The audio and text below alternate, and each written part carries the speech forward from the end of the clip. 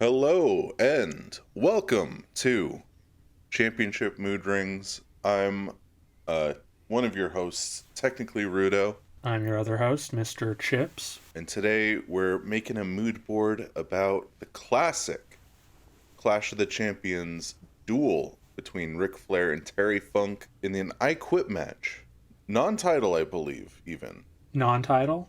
What'd you think of this match, Sam? I had a fantastic I time. believe so. I had a fantastic time. I really enjoyed it. I mean, Ric Flair's a name that I've been, hearing for many years, especially more recently now that I've been learning about wrestling with you. So it's good to see him. Yeah. Nature Boy. Yeah, we get the man himself surrounded by ladies.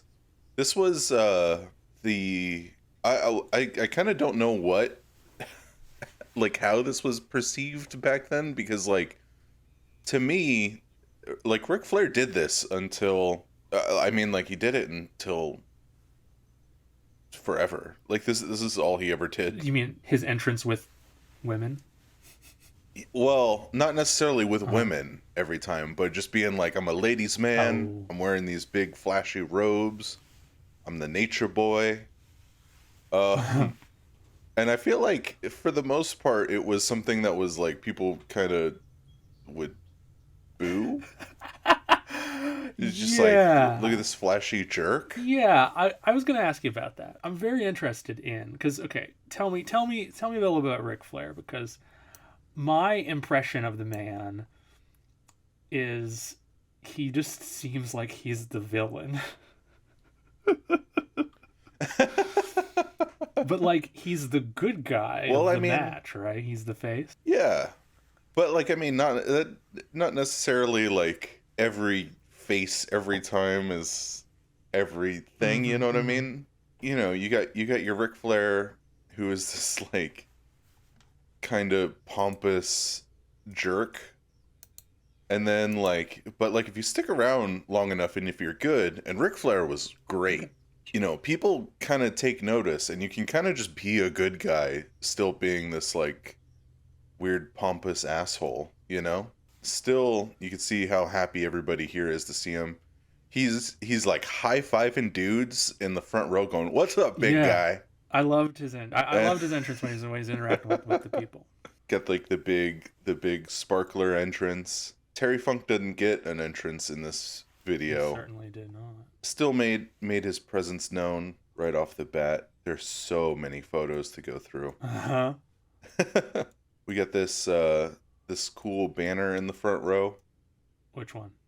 that I really loved. Oh, the I quit. This Yeah, was the I quit like banner. this was like made. Yeah, no, it's incredible. The signs. I love looking at the signs. I mean, there's a couple good signs. Maybe not of the same technical quality and some of the other matches we've seen, but yeah, love the Yeah. signs. Well, like this. Well, this is like even a what is the phrase I'm thinking of? A quilt, I'm sorry. This will. an embroidery. It's an embroidery. That's Yeah, right. yeah. Okay.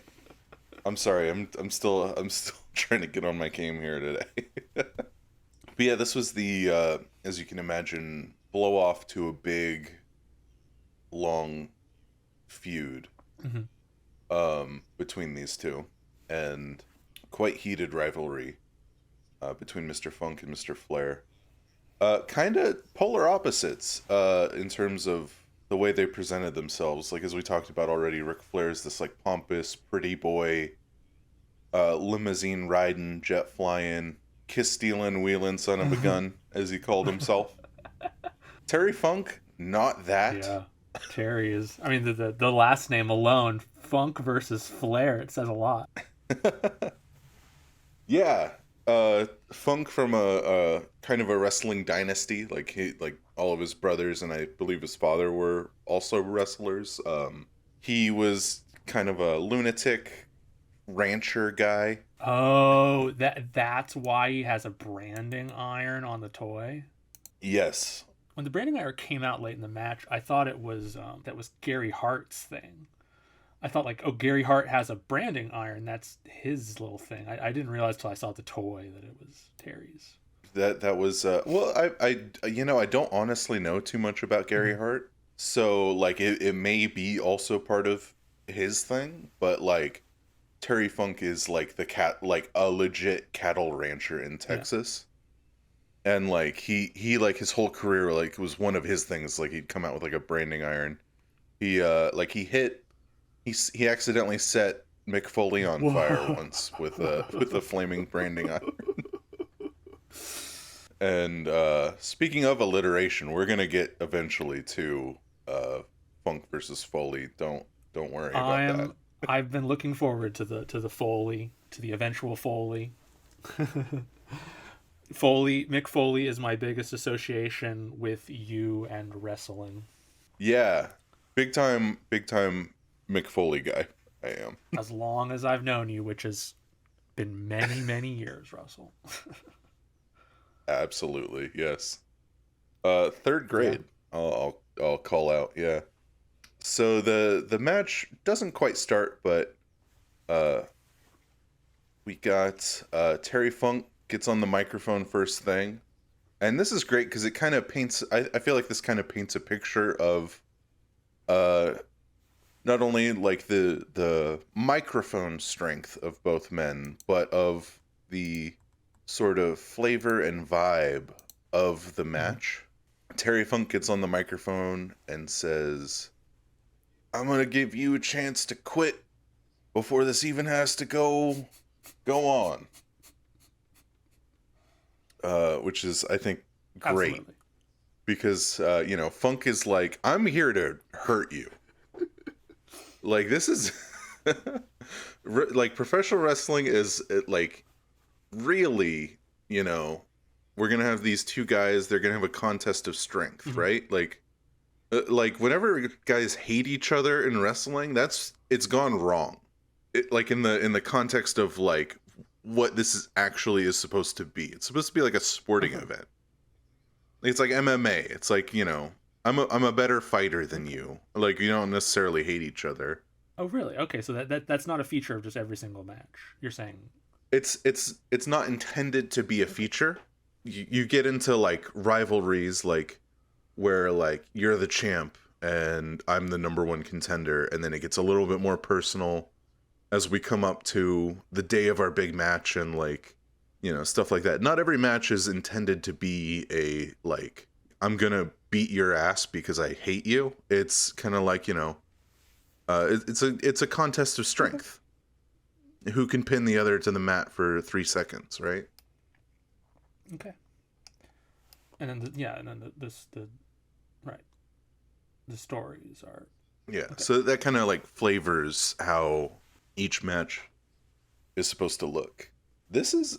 I want to pull this screen cap up. I believe it actually happens before I this, think it happens but right after. this. It happens right Okay. after, yeah, where Gary Hart puts the towel over his face. I loved that. Yeah. Oh, okay.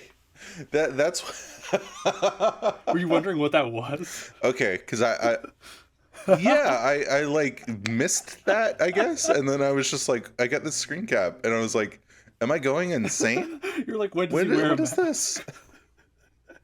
Yeah, it looks like That is that is Gary Hart it, placing a towel over his face, okay. which I loved the imagery of. So I like Yeah. I deleted the frames around it where you can maybe tell a little easier what's happening. But yeah, just now you're dragging it Okay. up. Just now you're dragging it up. I was like, oh, he wears a mask. I was like, oh no, that's the towel. Yeah, it successfully did get to me. Funk offers Flair to quit right away, and Flair declines, and the match gets started. Has there ever been a match where the guy comes in and says, "You can quit right now if you want"? The other guy says, "Okay." You know what? Like, I don't think there Mhm. has been, but there should have been. There have definitely been like storylines, but mostly like in the '90s when wrestling kind of lost the Uh-huh. plot, where like guys were like, I don't want to be a wrestler, like, and we're not like just not allowed to not wrestle. Uh-huh. It's weird.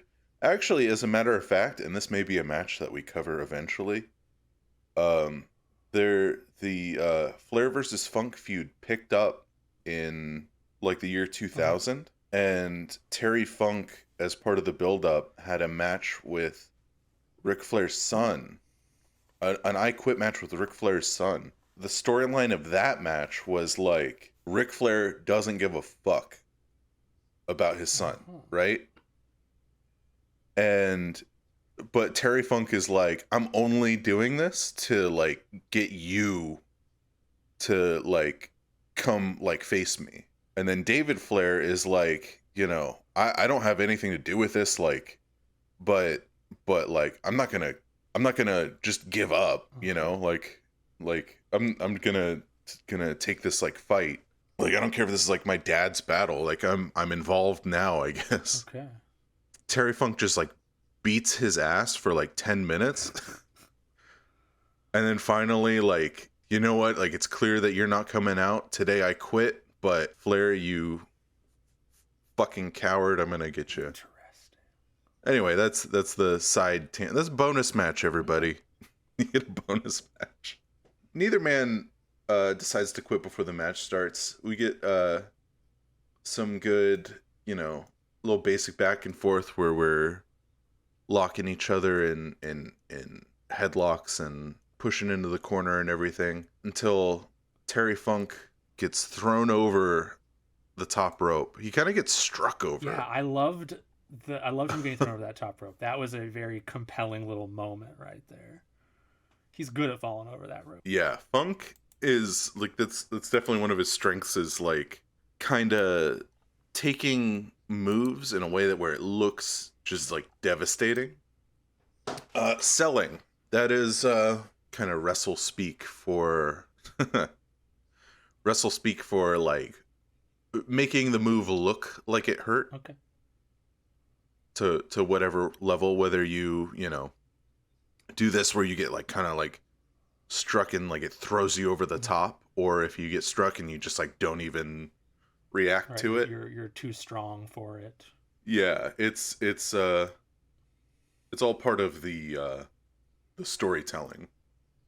So here's another like great shot of Oh yeah. Flair, or excuse me, of Funk getting shit canned, if you will. This whole moment where right at the beginning where he falls off and then picks up the railing, which I'm sure you're about to get to. Yeah, he kind of like throws a Mm-hmm. fit, like just like he tries to throw the guardrail and like gets in this fans. Like, I don't even know what happened Yeah, here. that part he's just like it's as though the blow from Flair earlier like hits him in a second wave and he falls back over. It's like a second like a shockwave of Flair not even near him. And then he swings at the crowd, which I loved. Yeah, definite like wild man stuff. Or like I said, he's like he's like kind of a crazy dude who gets, very very violent and into Mhm. it. Another note real quick before the match started. Jim Okay. Ross on commentary tells us that each man has vowed to shake the other's hand and admit the other the better man should they Uh-huh. lose. Okay. Which is like you know, neat. Yeah. Just that's important later as well. Absolutely important later. I like this guy's Batman shirt. Real good fashion on the crowd right here. Batman shirt guy, red shirt, red hat. Love looking at the crowd. Yeah, that you know what? There was some fun. Like you look like a time traveling neckbeard.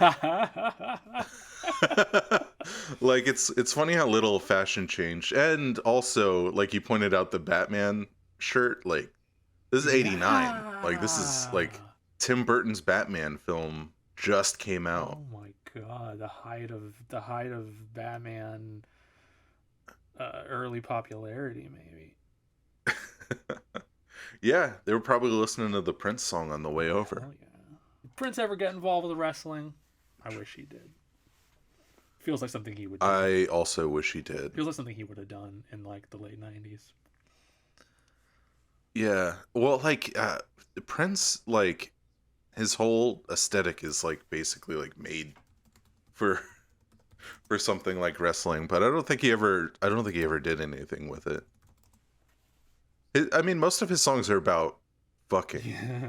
So like I guess tangibly related to fighting. Um I found an article. We can only speculate that Prince was a wrestling fan. That's all I got. oh, really?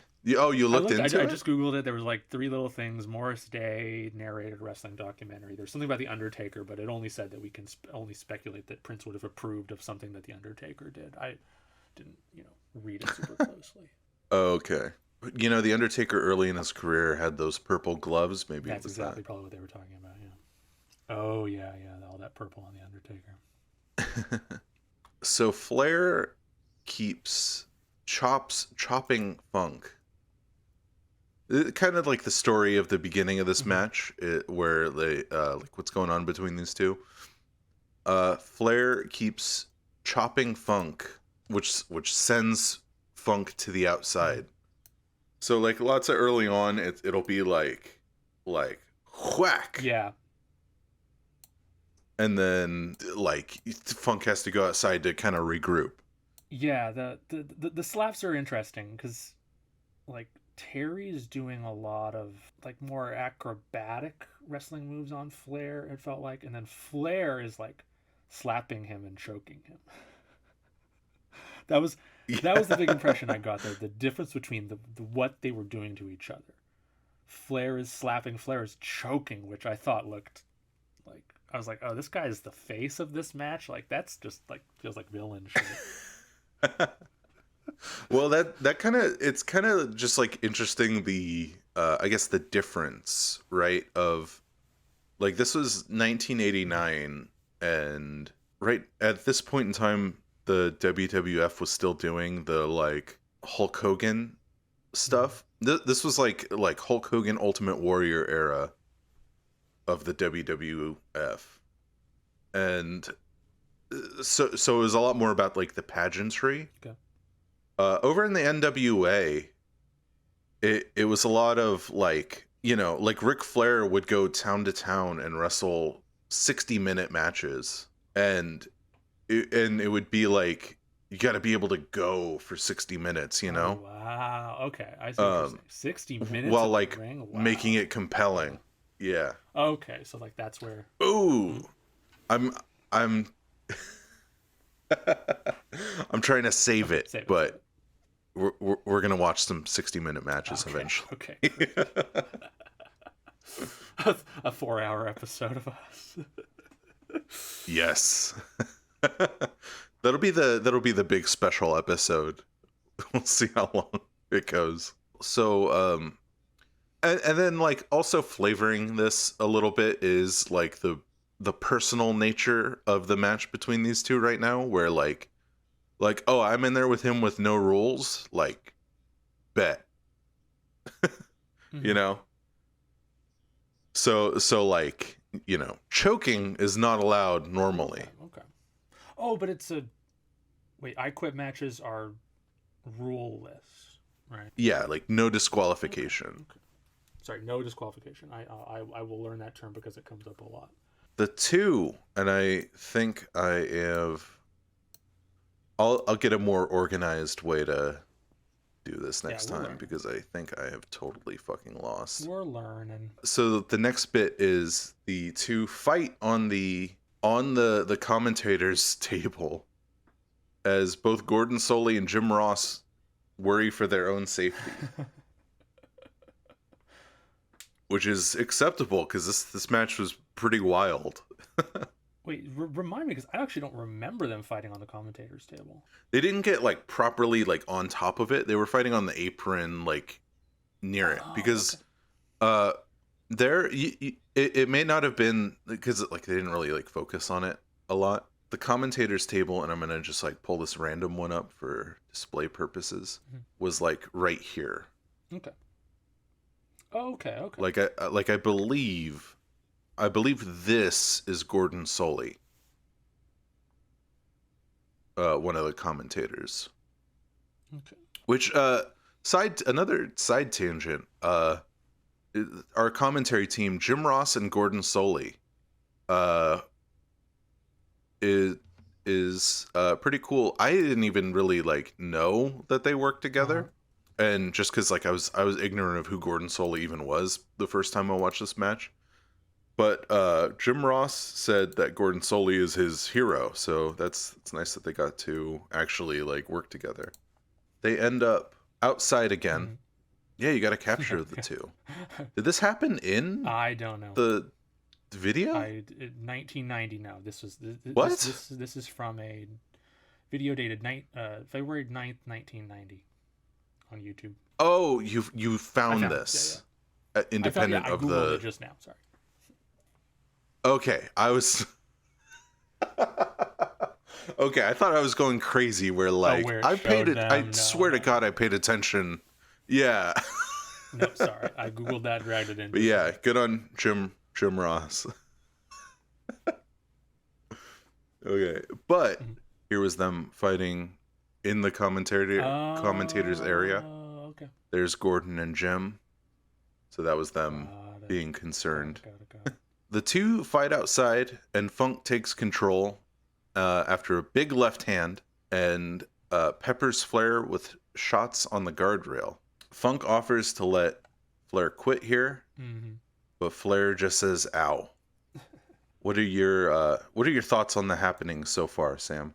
Oh, it's been excellent. These are two very interesting performers. They're they're both so 80s. I mean, I guess Flair is more 80s than Funk I could picture kind of, anytime. Something about him feels like very 90s wrestling to me as well. Flair's got that fucking mullet, he still rocks. Do you like Flair? Like, is he like one of your guys? So like Flair, from the time I was a kid watching wrestling and his involvement in it, like when I started, like the very very very first time I ever even heard of him Mm-hmm. was him showing up the night after Survivor Series '01, and him being like, I bought half the shares of the WWF, so Vince, you and I are partners. And people are like, oh my God, Ric Flair bought the WWF. And like, I didn't know who that was. I was like, all right, that's cool, I guess. And then he kind of was like a managerial, sometimes wrestler from then on. Mm-hmm. Like I definitely saw him after his heyday, but I've seen good Ric Flair matches since then. So he's not like a special guy to me, but like he is recognizably a notable name in the history of wrestling for me. Okay. I'm more of a Terry Funk guy in terms of these two, Mm-hmm. Yeah, where was Terry when you got into but wrestling? Ric Flair is still very good. Terry had retired about 7 or 8 times. Okay. I think he was kind of done with like mainstream. Like I think the first time he would have popped up as somebody I would have seen was in like 2006 during like the ECW revival. Mm-hmm. He had a match, like a crazy match with where he teamed up with Tommy Dreamer against Edge and Mick Foley. And like he's already kind of an older dude like in this match. But like another, like 15 years after this, and he's like doing like barbed wire Damn. like board spots, and like he at one point in this match he does like the like, oh my leg Oh, thing. that leg thing. Oh my God, that scared the shit out of me. Like it's like way late in the match, right? Well, when Yeah, when and we'll get to that yeah, moment. that, oh my god, I was like, holy shit. I couldn't believe it. Yeah, it's like imagine him much older and in like tangled up in barbed wire, going like my hair, ah, like so he's pretty like I mean I had already been watching for so long at that point, but it was a pretty seminal introduction to Mr. Mhm. Funk for sure. Funk asks if Flair would like to quit, to which Ric Flair says ow, but chops Funk back into the ring. A fan has a sign I love this that says sign. New York has a flair for funk, and I wrote in my notes, take it away, Sam, with what you found out about that figure. That's an LJN. It's got the hat and the branding iron. I love the LJN figures. I'm like looking at these for this project. I'm gonna end up with so many of these LJN figures someday, Russell. I've been like looking at all of them on eBay. Every time I come across one, I'm like, ooh, I like that. Oh, because they're such good toys. It's like these are not my style of toys. These this kind of articulated one from the early aughts. Like I think this one that I have here, Funk, next to this LJN Funk is probably a Jax. I didn't label which company this one was from, but I just That looks like a Jax, I yeah. just love the hard plastic. And there wasn't an LJN of Flair because I think he was with a different company at the time that WWE. Well, it was E in the 90s, right? Or F? I forget. It it was F in It was the F in the 90s. 90s. When WWF had their, the Yeah, heyday of LJN, he was with a different company. So I think that this is a yeah. different. This might be a custom, maybe. I also have a custom Gary Hart, um, that I don't know which figure they built it out of, but it's a custom LJN style Gary Hart. Um, Oh, geez, that looks like that looks like a celebrity death match toy. I come across a lot of customs, and we'll have some customs later in our Kim Kong match too, because spoilers, there are barely any toys of those two. Oh, yeah, I'm not surprised though. Like, I feel like an Awesome Kong figure would really It rule. would, and sorry, we'll get to that later, but yeah, no, Yeah, I yeah, love this sign so much. I was like so stoked, and I knew immediately. Oh, that's that. I was already like aware enough to say, oh, that's one of the LJN toys. yeah. No, that I saw that and I like literally in my notes. Take it away, Sam. It's great. I love this being like also kind of just it's turning into retrospective of wrestling toys. Like that's fun. Yeah. No, I dig that because like it's even like got me like kind of like oh I'm shit, sorry. you know. No, no, no, it's fine because I think I told you like I kind of do want to now that I have this room that's like nicer and has space to display things that I kind of like going like oh maybe I will get a little guy Yeah. or something to put on the Oh, Russell, wall. I'll hook you up with a real good little guy. Oh, I want or like I want to get this poster. New York Oh. has a flair for Oh, I funk could. with Oh, the Terry I Funk can make you that. I toy can on make you it.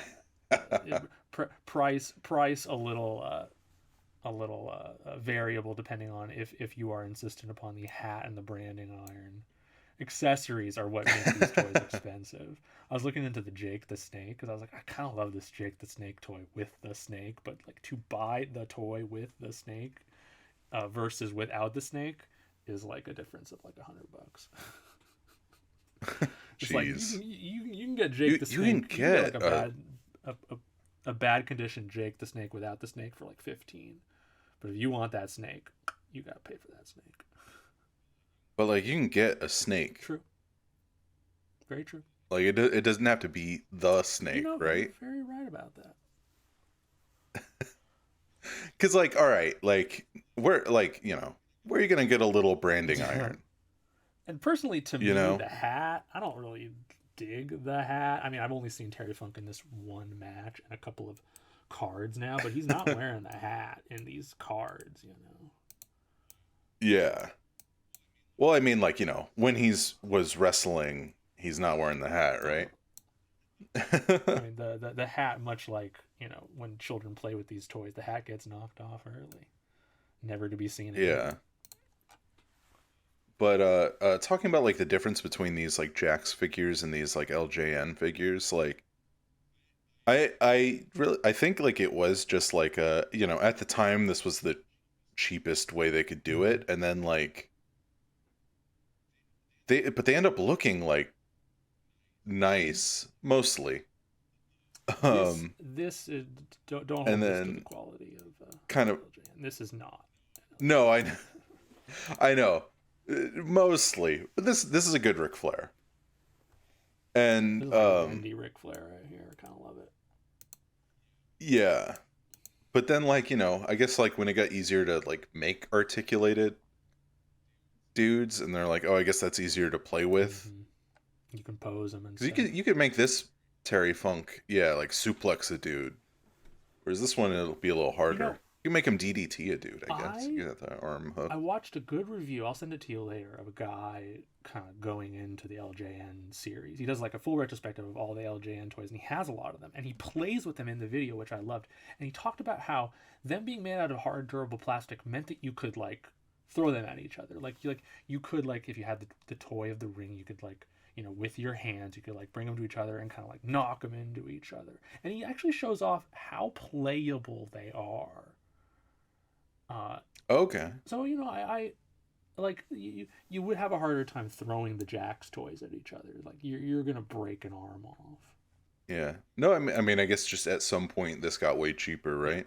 Because I guess like really the head is like the only unique part of this one, but like this is 100% full sculpt, a Terry Funk mold, and then also like the Poppy Terry Funk is great because it's kind of doesn't look like him at all, but it's great. Actually, you know what? It looks like you and him. That's this version of Terry Funk here. It's the Wrestling All Stars. Like that was like before he left Texas, maybe. Jesus. 81. Whatever he's doing. So they end up back in the ring, and Funk takes over and brings Flair to the corner. He screams for the microphone and asks and demands, "Say it, Flair, you pig, you egg-sucking dog." Terry Funk, incredible at the mic game, as we'll get to. There's a great promo that I think was associated with this match that I should have sent you, but where he's like, I had a like it goes on for like 5 minutes, like this just deranged, like, I had a dream that I was at the ranch and I hit a dirty deer with my car, and like and I said, this stinks, and I realized that wasn't a deer, that was Ric Flair. And like like it goes on for like 5 minutes, just like screeching this, just like the most deranged shit about like dreaming he hit Ric Flair with a car. And like, it stunk like a coward. It's great. That's great. I would love to get more of those kind of things in the future because, I do enjoy the build up. Well, yeah, we may have to make that. I can find it real quick and we can feature it in the next one when we get to that. Please. Flair hits this isn't going to be exact, but whatever. Inverted atomic drop. This might be the one he hits later. but hits an inverted atomic drop in response to being called an egg-sucking dog. Terry cuts off his comeback with a swinging neck breaker. Uh-huh. So Funk peppers Flair with some shots, which just serves to infuriate Flair, and the two end up outside again. Okay, okay. And Funk gets so woozy he shadow boxes. Yeah, I love that. You're like, yeah, I remember that now. I loved that.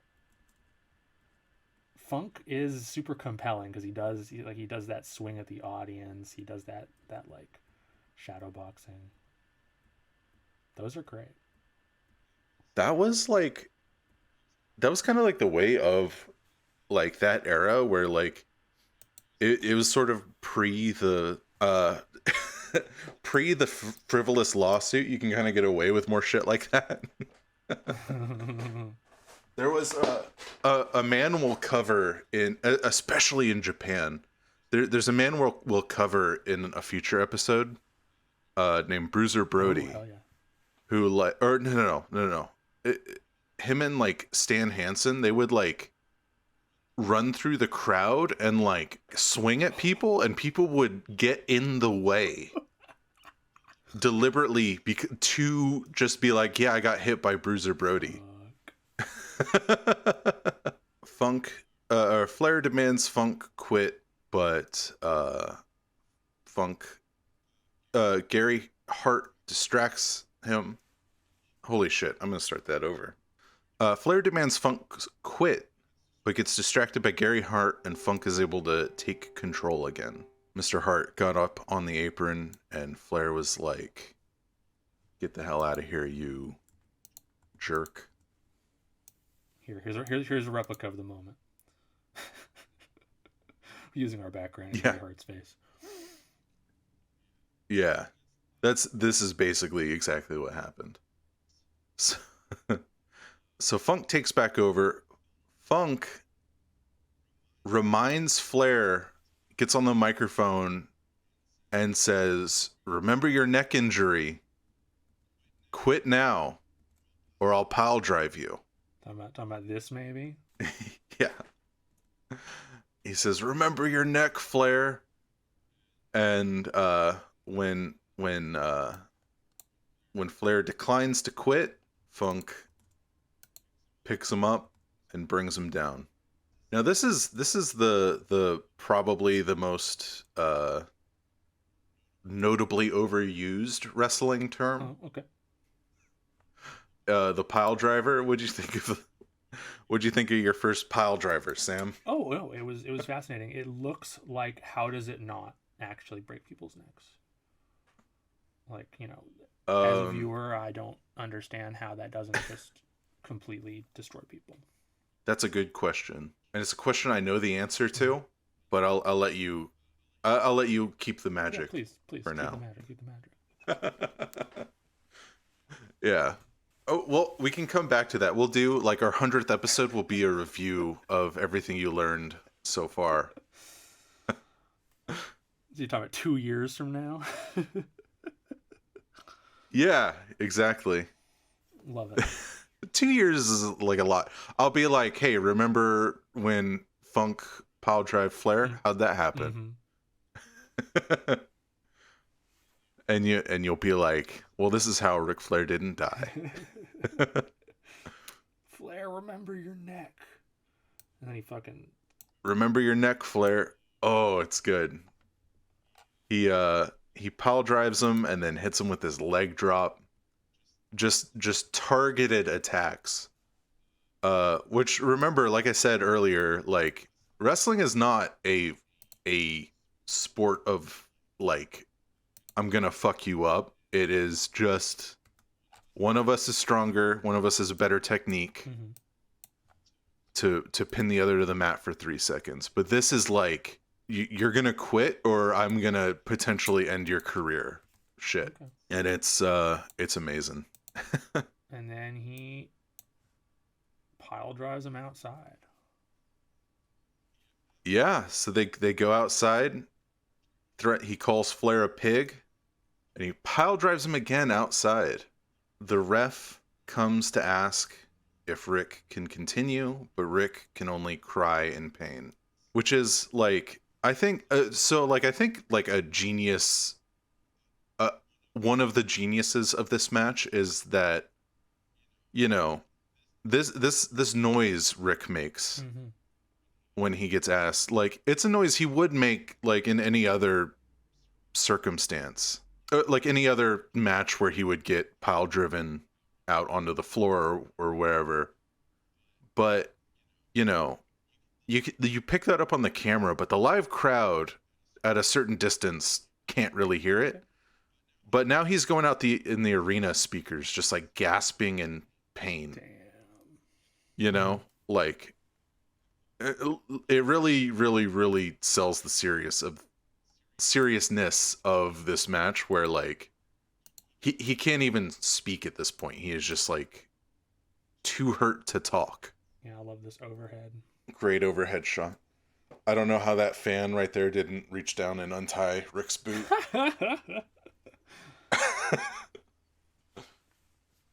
One of the most notable matches in history, and it would have been derailed Wow.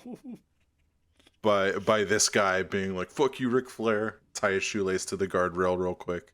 Sting would have ran out earlier, pile drive that fan. Don't mess with Flair. While this is happening, and the two roll back into the ring, Gordon Soley worries about the career and the quality of life going forward of Ric Flair and Terry Funk, which is like sick. Yeah.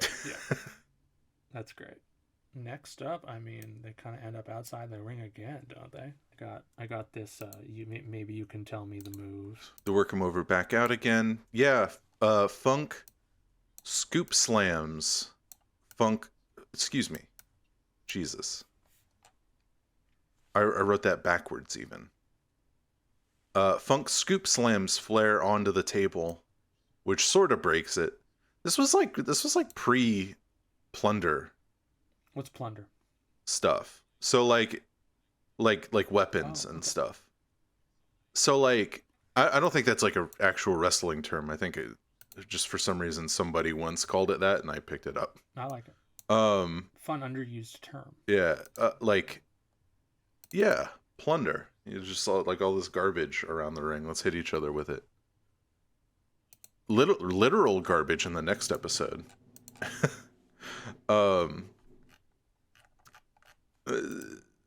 So he slams Flair onto the table, and Funk sets it up just so you can see this is not like the particle wood board. Mm-hmm.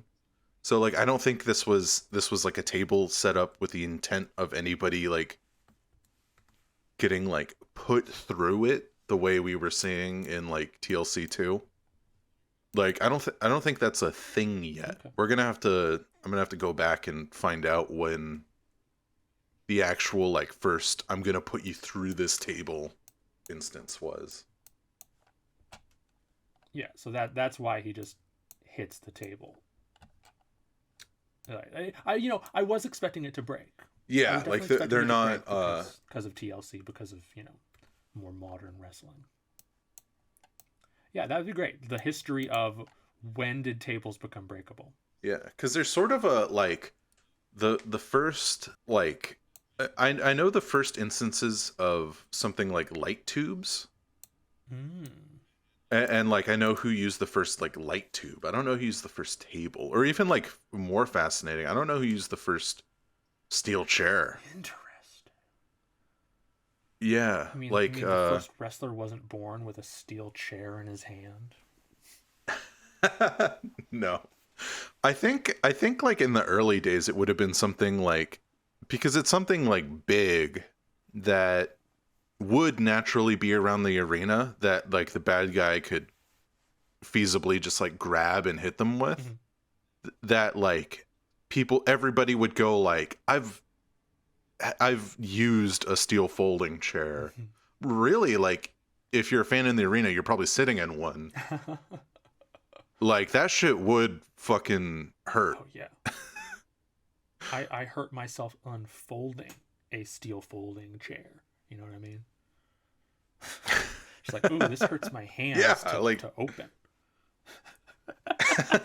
Can't imagine. It hurts to sit on a steel folding chair, let alone have it hit your face and warp. When the folding chairs warp when they get hit, I'm just like, holy fuck. oh, like there are instances of like when they use a steel folding chair and the like backrest pops off, and it's just like holy shit. As you can imagine, like in more recent times, like the use of particularly like hitting in the head with the chair like has kind of become like, yeah, like don't do that. um post Benoit Really? incident, like they really went like, all right, we gotta like cool it on the hitting in the head thing. Yeah. Okay. That was like a historical turning point in the way wrestling was like presented. I mean, okay, I'm aware of Benoit, but I don't know what incident you're referring to with a chair. So it was basically like like after his death, and they did like, you know, like they like looked at his brain, Okay. and they were like, you know, from years of him like getting hit in the head with chairs and like doing headbutts and like all this like, you know, stuff that he did, he had like his brain had like deteriorated to the point where he was like, the comparison was like that it was similar to that of like an 85-year-old Alzheimer's patient. Holy shit, like my grandpa. Oh my god. Jesus. Yeah. And so like they were like, all right, like we gotta really cut down on like I don't think they really have done, like the WWE specifically has just like weird, like no more chair shots to the head. Now everybody like hits, like they hit each other in the back with it, or like, you know, hit them with the like rim on the top, like to the gut or whatever, but like never to the head anymore. When is the wrestling equivalent of Will Smith's concussion coming out? That I don't. I don't know what this movie. Oh, this is a 20. It's based on a true story, This apparently. is a 2015 movie about like when they realized that football players were destroying themselves with tackles and stuff. Oh yeah, it actually, like a lot of parallels where like it was kind of at the same time. Wrestlers like wrestling was like going like, yeah, concussions are like fucked. Like there would be instances of like wrestlers getting concussed and then just like, well, you know, you're on the show tomorrow, pal. You know. But now like but like nowadays, like, you know, like if you get like a serious like thing like that, like it kind of happened recently, twice actually. Adam Cole, a wrestler named Adam Cole, got like knocked like really silly in a match last summer, and like they like picked up on it immediately and just like, all right, we're like finished the match, we're going home. Okay. And like he's like Adam Cole has been out since, like he only just like announced that like, yeah, like I'm okay to come back now, but like he's been out for a long time. And then like another wrestler like Hangman Adam Page got legitimately knocked out, and they just like stopped the match immediately. Wow. And he was out for like, so it's taken a lot more serious now. But yeah, back then it was I wouldn't have stopped those. Back then it's like, you're working Monday Night Raw tomorrow, pal. What's a concussion? you're making it up. I'm this man allowed a this man allowed a death to happen on pay-per-view and continued the show. Like this. Oh boy. Oh boy, you'll have to tell me about it's that. Not oh shit. This is okay, this is one of those things where like I forget how like little, how much of wrestling history has happened and how little you know of it. I know nothing. So like it is the story of Owen Hart Oh, Criminy. I know the name. I know the name, but we can say it. Okay. Yeah. A huge story. We're already on a tangent of a tangent. I don't even remember where we are with Ric Flair versus Funk. We are Flair. Outside the pile driver. Funk just got his head hit. Funk is Yeah, stumbling around after that table. We got head trauma. Okay. Flair managed to get some strikes in, which puts him back in control and jumps on his back and like just like smashes him into the guardrail with this. Yeah, that looked heavy. That looked pretty heavy. Funk was willing to do some shit.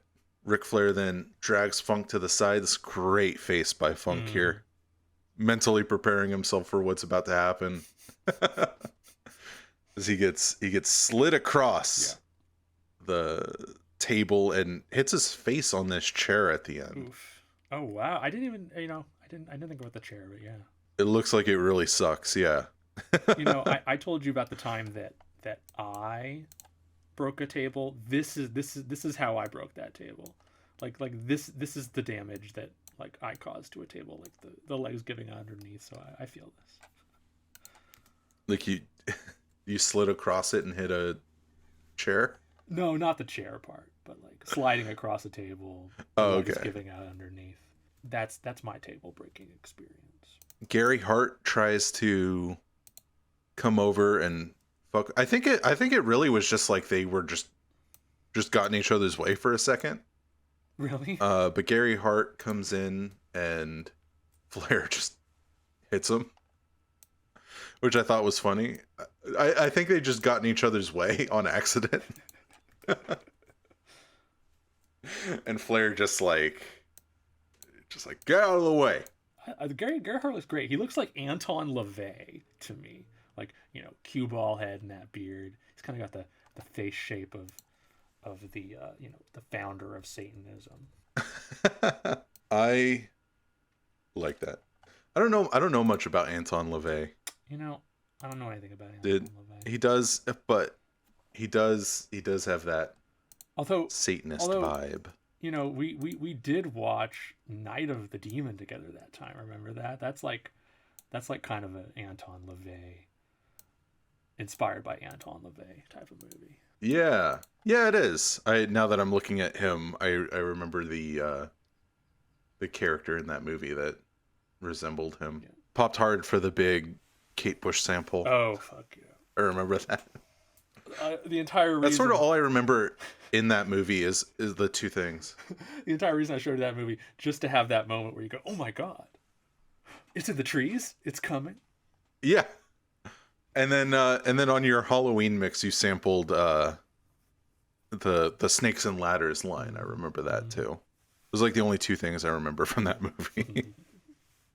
I remember liking it though. Yeah, that's the important thing. Next up, Funk gets crotched on the guardrail. Yeah. Can only whenever something like this happens, I can only imagine squished like a grape. Definitely one of the things that makes you go like, when you're simulating fighting, you have to like throw in stuff that people will be like, oh, I know that sucks. Mm-hmm. And this is one of the things you can see in Mr. Funk's face. Yeah. I like the kid here, the kid and this guy. I love the fans. This guy's like posing. He knows he's in a screen capable moment before screen cap moments are a thing. Father and son right here. Oh, this is like Dad. Remember when we went to that NWA show? Ooh. And Terry Funk hit his nuts on the guardrail right in front of us? Like, I do remember that, son. I love you. Aww. I love you too, Dad. Like, that's nice. That's that. This kid who's he's 10 here. He's like 30 years later. He's 40 now. He's taking his kid to I don't know what promotion is happening now. You tell me. They're going to NWA again and going like, what the fuck? This sucks.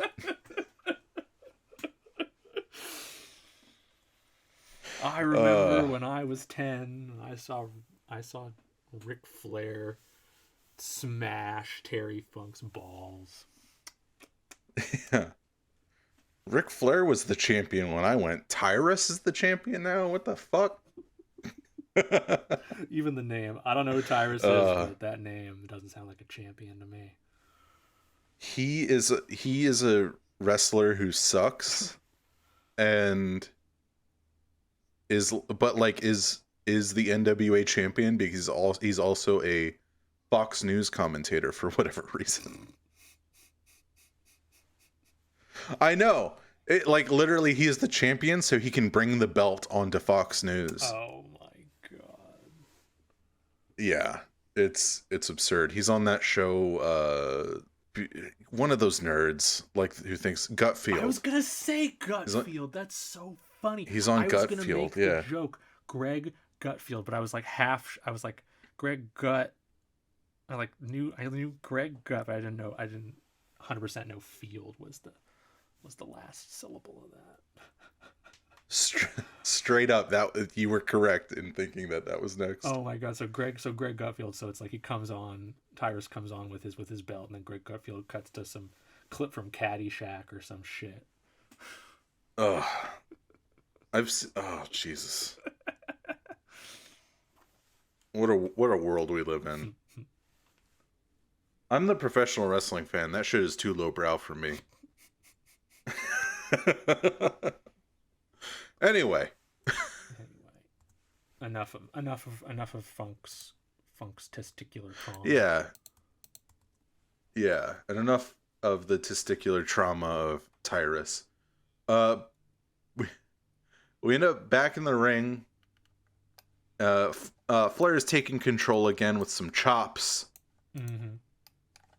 And hits him with that knee drop, and then follows that up working over Funk's leg. He does this like horrifying hip attack. This is one of those things. There are a lot of, like, for some reason, like, you know, as like a wrestling fan, you know, a seasoned wrestling fan, if you will. There's a lot of stuff that you either get, like, one, desensitized to, or two, like, I know how that works. So, like, you know, like a pile driver is like a risky move, but I know how it works. So I go like, okay, like, you know, that was a safe pile driver, right? Mm-hmm. Like, executed properly or whatever. Mm-hmm. This is the type of shit where I go like, fuck that. Yeah. This a lot of leg attacks, stuff like this specifically cannot handle it still.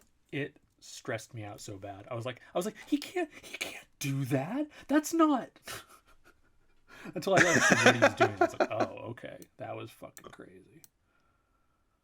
Yeah, it's the simple stuff is still very effective. And in response to this, Funk, like, and he sells this like crazy, where like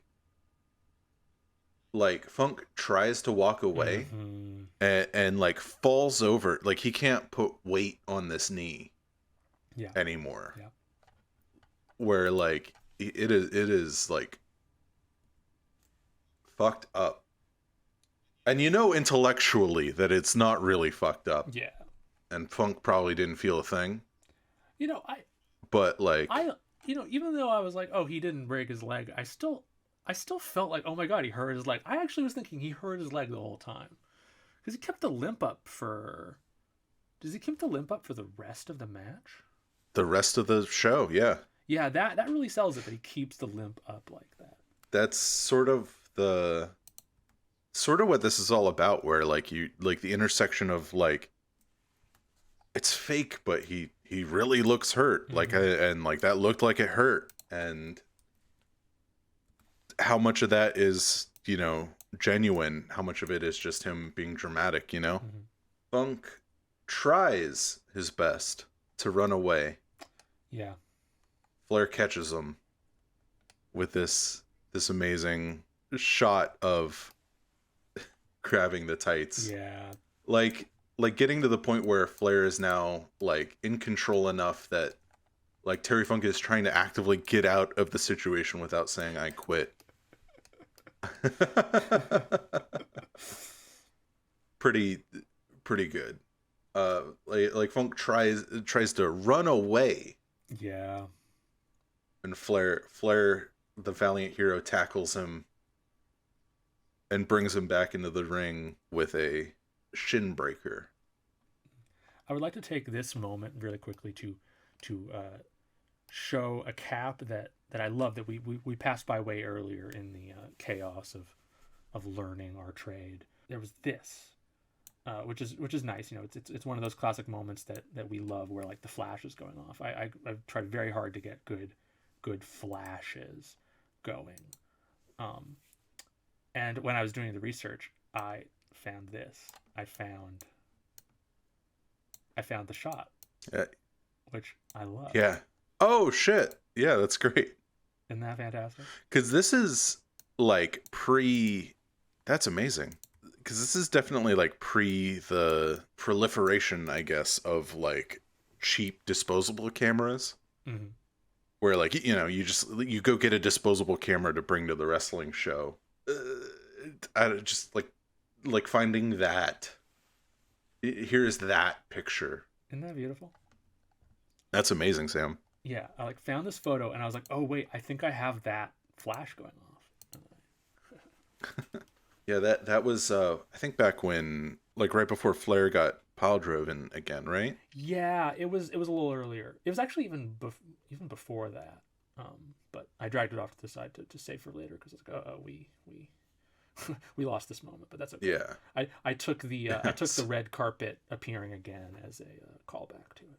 I like the red carpet look. Oh yeah. But no, that's amazing. So yes. Back in the ring, Rick goes for the figure four, but Funk is able to fight out of it with a thumb to the eye.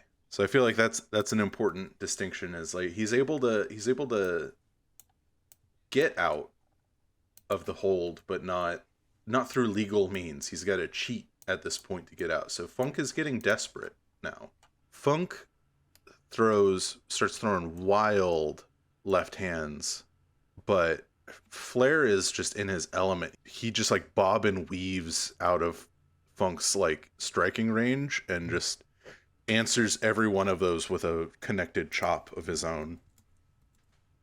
So like just Funk is just dead to rights here. He finally is able to do it. He locks in the figure four, and Funk fights desperately. Mm-hmm.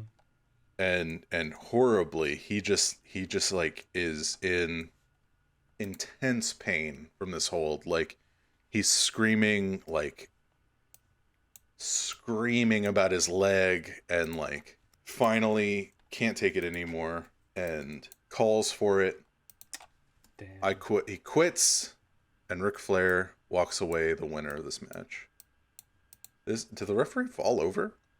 I think the referee does fall over. Yeah, I love when the refs get damaged.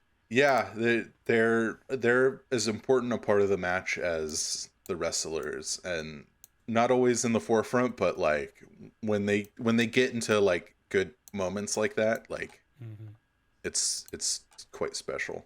But yeah, so Ric Flair is our victor. He's our winner as the fans go crazy cheering for him. Hell yeah. Flair, Flair, Flair, Flair. Is that what they chant for him? Flair. Do you call out Flair, Flair? I don't know. Do you call I think Nature boy, Nature boy. I think back then, I don't know if they were really chanting names. I don't remember hearing any. Yeah, I don't. I think they were just like cheering when Ric Flair was doing stuff and booing when Terry Funk was doing stuff. I think it might have been more of an advent of like grayer lined characters where like no, we want you to know we're cheering for the bad guy right now. So as promised, Terry Funk gets on the microphone and he says, I said I'd do it. Mm-hmm. And here we are. You beat me, Flair. You're the better man. Let me shake your hand. Flair accepts. Yeah, truly like two dudes who went to war, you know? Like that was like a very big moment. Like this was like a big match at the time. Not like very violent. Definitely a lot of moments where it felt like they were really going after each other. Absolutely. That was a great match. I was like, oh, that was fun. That was great. I mean, you know, I think Flair is a weird character because he's just everything about him just screams like everything about his like persona and styling just screams like this guy sucks, but he's the one I'm rooting for. So I'm actually kind of rooting for Funk. But that's fun, right? Yeah, that's kind of the fun of it, you know. It's like, who am I going to root for? The guy in the sequined cloak or the guy with the branding iron? You know, the farmer. I think I'm leaning towards the farmer here. Oh, well, I mean that's kind of like the crux is like you get two guys who, are totally different and they get, more and more personally invested, I guess, in proving that they're better than the other. Mr. Peroxide over here. Yeah. City Slicker. Terry Funk, the wild, like country boy. It's great. With the family legacy to uphold. Early days of wrestling. Dory Funk. Dory Funk Jr. Mm-hmm. Japan legacy. Both these guys, like this is like going into at least the 20th year of their career.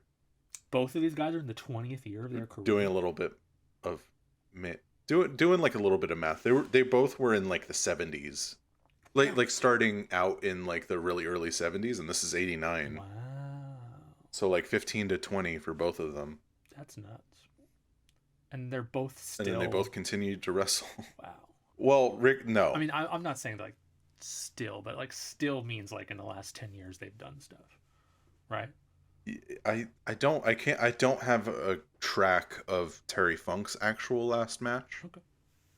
But Ric Flair did wrestle a few months ago.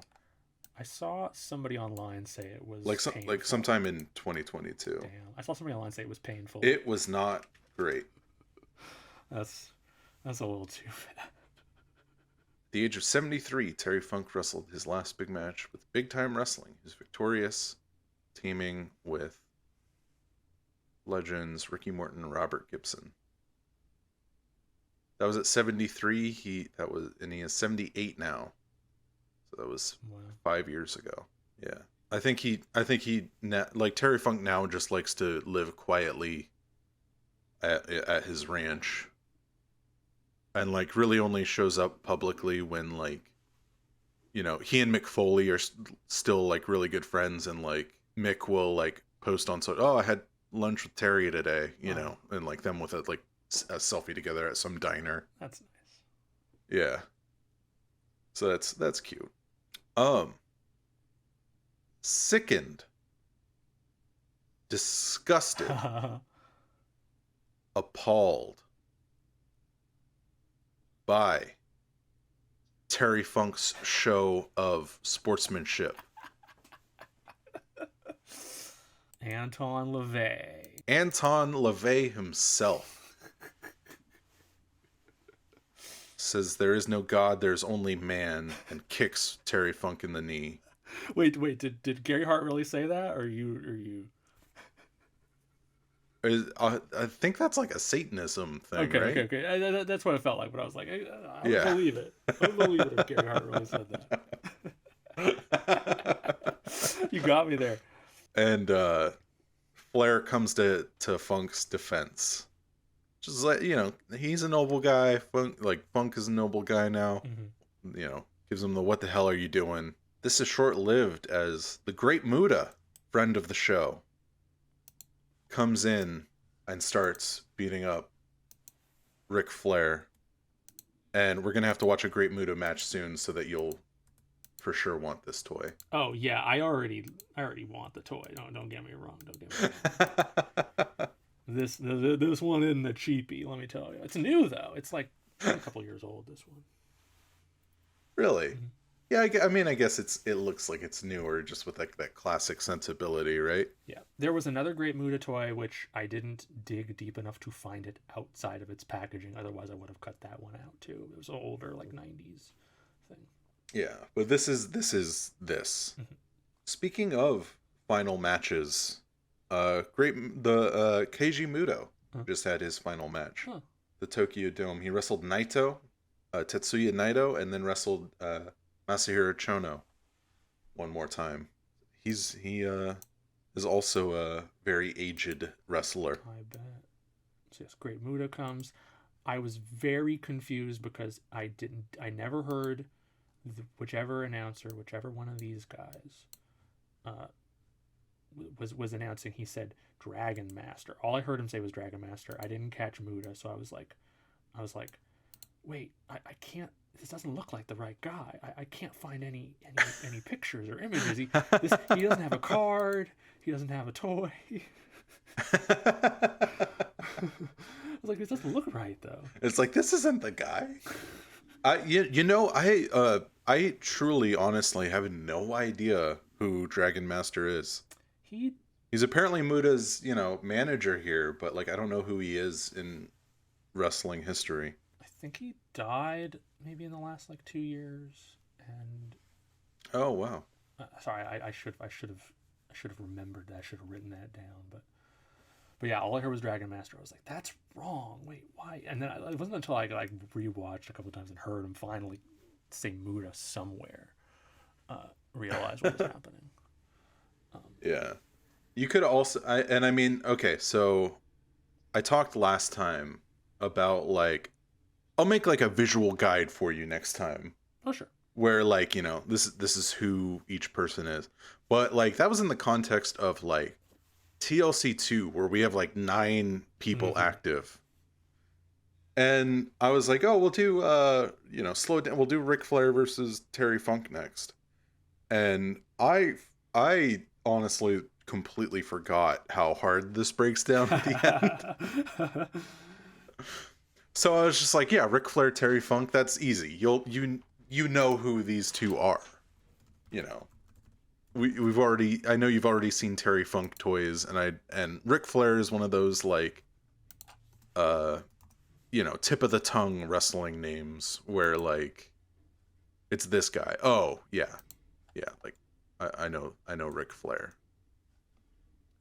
So I was not worried about it, and then like I think you messaged me like, "Oh, like I love when he, we'll get to it, destroys the trophy at the end." And I was like, "What?" You sent me like a photo, and I was like, "Lex Luger destroying what?" uh but yeah. Um Flair gets attacked by none other than the Great Muta. The man called Sting runs out to defend Flair. The man called Sting comes out to make the save, and they lock in. Yeah. Yeah, this is who I'm talking about. This is Sting the musician. Yeah. Sting the musician comes out to make the save, and then they both, Sting and Ric Flair, lock in their respective holds. The figure 4 and the Scorpion Deathlock. We got our boys here. Hell yeah. This is a great Sting figure, by the way, too. Mm-hmm. Do you know who Sting is? No. No? No. Like even like, so the like the 90s, the late 90s version of Sting would be if if you knew, that would be the version you know. Like this isn't the guy that you would be thinking of. Oh, I think I know what you're talking about here. Yeah, like he in the mid 90s like reinvented himself as like Brandon Lee from The Crow. I was literally trying to paste in. Oh wow, I can paste in. I was literally pasting in a picture of The Crow. I was about to say, oh, I caught this in. I caught this in the research. I was like, oh, he looks like The Crow. Yeah. So like this is what he would From at least if you saw him during our childhoods, Okay. is what he looked like, which is kind of like the thing he's still doing. This is like 99-ish Sting. So a little bit of a reinvention from the Surfer Boy here. From the Adam Ant that he was doing. The man called Sting. That's what they called him. They called him the man called Sting. Okay. Sting makes the save. They lock in a tandem Scorpion Deathlock and Figure 4, but that gives dirty opportunist Lex Luger Oh man, Lex Luger, is he a the fucking opening villain? he He needs seems like a villain. to come. Yes, he is. Oh, because he's named Lex Luger. Oh my god. Oh yeah, the comparisons to Mr. Luthor of Superman fame, I'm guessing. Yeah. Yeah. It's like, Yeah. how can we just use this name without getting sued? No, I think it is totally unrelated. Like, I don't think you're supposed to go like Lex Luthor, the Superman guy. Like, I think it just is like Is it just his name? coincidental. Is it just his legal name? It might be. Mm. I think it is. Maybe. Lawrence Wendell Fole is his legal name. Say it one more time. Foal. But he was a PFOL. PFOHL. OHL. Foal. Okay. Fole. Yeah. He was a bodybuilder who oh, maybe we could watch this for an episode. Do you know anything about the World Bodybuilding Federation? Not at all. So Vince McMahon likes muscle men. Mm-hmm. Terry Funk was never a big deal in the WWF because he does not like men who look like this. Yeah. He likes men who look like this. Like it is like a legitimately like weird like psychological thing where like he likes guys who look like they could come beat up his stepdad. Hands up. That's what it is. I'm a little messy He in the 80s. Yeah, he himself like got really, really buff, and like there was the steroid trial where he was like accused of trafficking and providing his wrestlers with steroids in the 90s. And like he started in the 80s, like he loved these muscle men so much he started the World Bodybuilding Federation, which was supposed to be a tie-in with the World Wrestling Federation. Very creative with the names, And Lex was like from, I believe, if I'm not mistaken, which I totally could be, I'll edit this out if I'm wrong. Okay. Was a byproduct of that, where he was like, you're gonna be like my co-branding guy. You're gonna be the world bodybuilding guy and the world wrestling guy.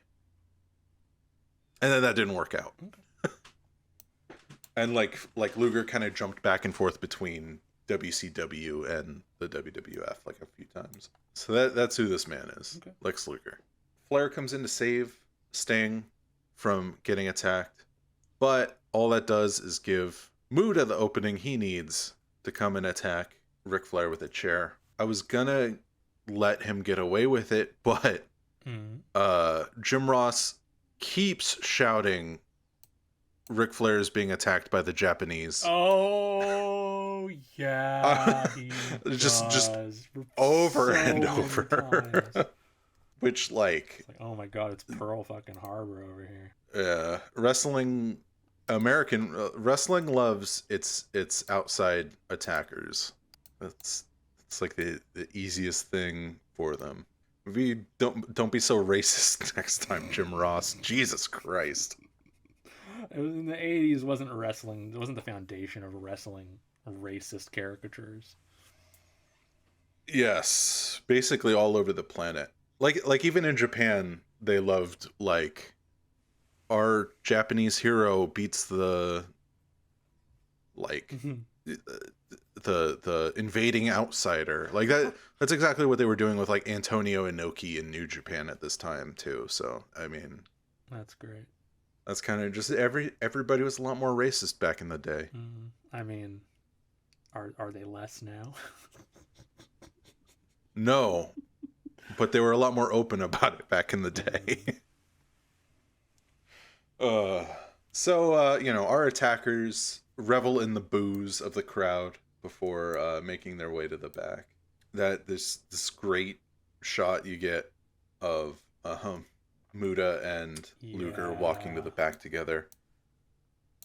It's noted by Jim Ross that Luger is not really affiliated with Muda.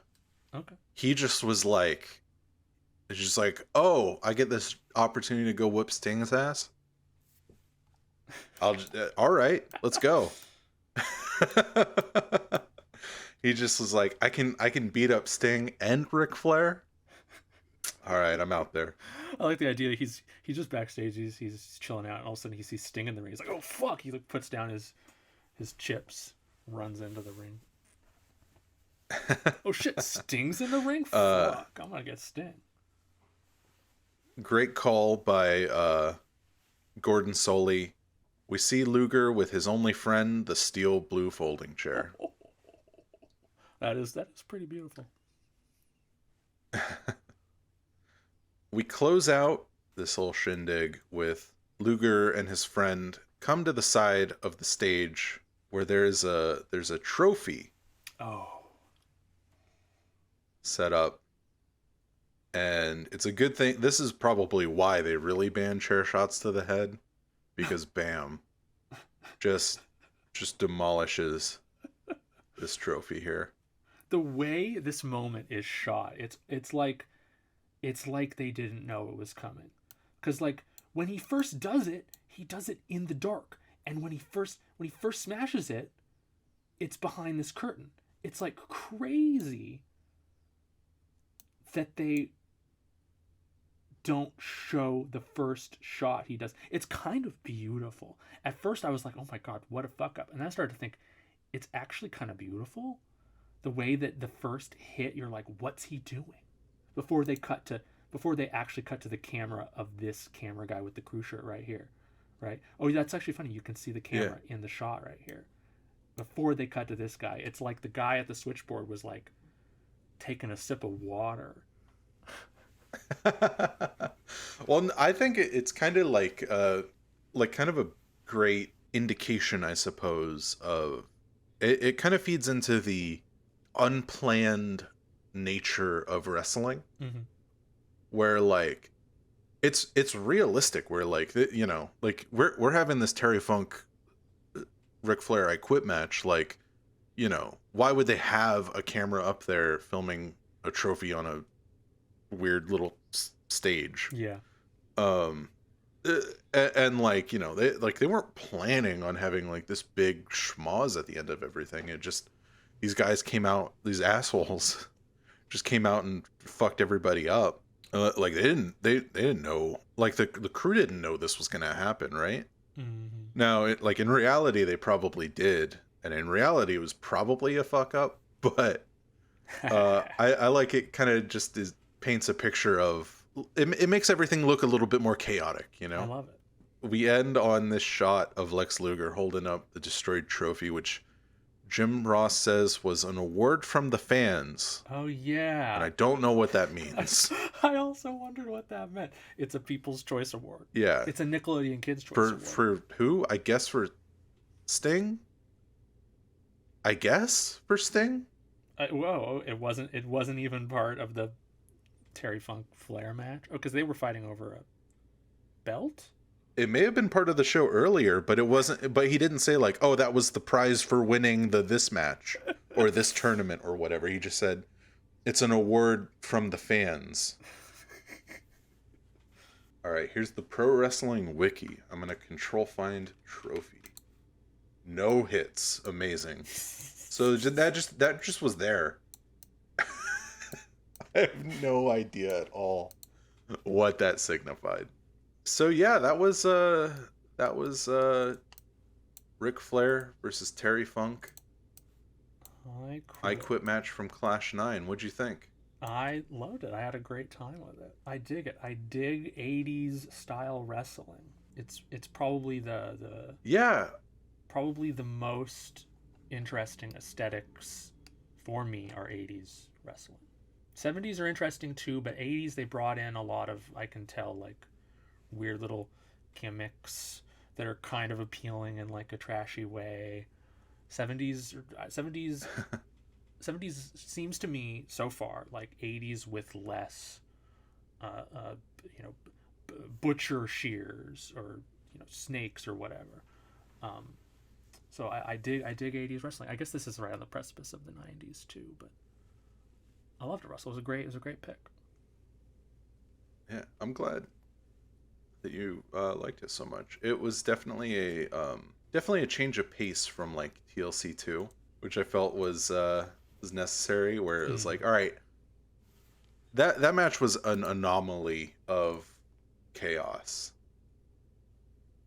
So like, here's something that's a little bit more classic, and I feel like we will do something more like even more like this is what like we've been watching like big event matches. Like this is more like what like a regular Mm. wrestling fight means. Like we'll do something like that soon. Great. But do you have any final comments? We lost it in the jumble uh, earlier, but I always love a good like blowjob looking moment in the wrestling. I love these. So I just didn't want to pass by completely. Rick had a couple moments here where he just grabs on to Terry, to like the waistband of Terry's tights. Uh, Well, Terry did call Rick an egg sucking dog. All right, so I'll do like a real outro. yeah, please. I guess we should have done. I should have done that. Then we could have closed on the egg sucking dog line. But it's too late. That's okay. That's fine. Moment's over. That's okay. Well, that was Ric Flair versus Terry Funk. Thank you guys for joining us. I hope this is seeing you well, and I hope we're having fun because we're having fun, Yes, we are. and can't wait to see you again in the future. I think next time we're still gonna be in that street fighting mode, but the next match we cover, Sam, Mm-hmm. is gonna be based on the creepy sexist shit that happened in TLC 2 with Lita. Okay. So you have that to look forward to. Great. Yeah. She's taking her shirt All right. off. Take it off. Take it off. Take it That's what off. it says. Take it off. Take it off.